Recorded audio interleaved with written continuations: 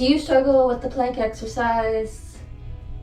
Don't worry, it's not as easy as it looks. So I'm going to share with you today a few progressions that can help you build up to that full plank exercise. Now, if you are starting out from the very beginning and you just cannot hold a plank at all, what I want you to do is I want you to start on the wall. So what you're going to do, start on the wall, stand in front of the wall, hands out, and engage your core. Straight, just like if you were on the floor, but you're going to hold it from the wall.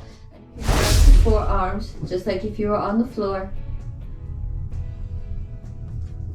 And so you start there to take a little bit of the load off and to start using your core muscles.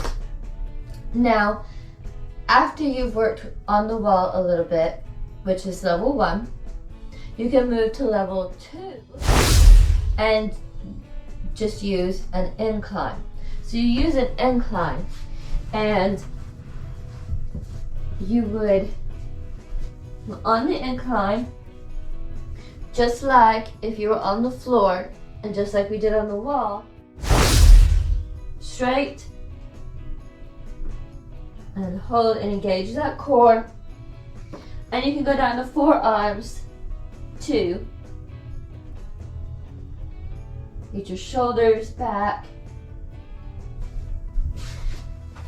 And you could do it from the incline. Now, and that would be level 2. Now, an option for level 3 would be to have your knees. So you would be on the floor here and you would be on your knees holding the plank or up on your hands. So from another angle, you just be here on your knees, could be here. For level 4, I want you to do the full plank.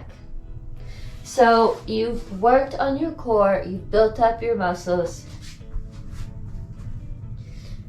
and you're doing that full plank. Now stay straight. Don't have your rear in the air or let yourself sag or anything like that. Straight, engaged core, shoulders back. And you can also go down to your forearms. Same thing, straight, engaged core, shoulders back. And that would be level 4. To get some of the maximum benefit from the core exercise of the plank, what you can do is move on to level 5 and reverse the plank. So you're here. And it's the same thing, but you're pushing up and your core is holding your body up here, or extended arms here. So your core is fighting more against gravity to hold you up. So that would be the level 5 more advanced level. So, and there have been studies done that have shown that the core exercise does help with body composition, with building muscle, losing fat, and it can have positive effects on things, VO2 max, positive effects on blood work, and things like that. That reverse plank gets your muscles working even more. And there have been studies that have shown that reverse plank can also help with shoulder posture. It can bring in your shoulders back. Instead of being hunched over like this, we bring your shoulders back. So some studies have shown that as well. And there are a couple of studies that have shown a couple of different things that you can do to get even more out of your plank. And one of those is abdominal hollowing.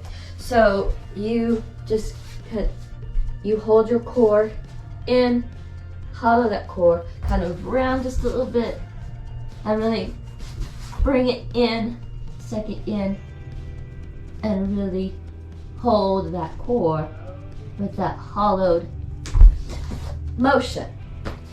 Another thing is to do something like taking a band and putting it around your feet like this and pushing out and holding the plank like this.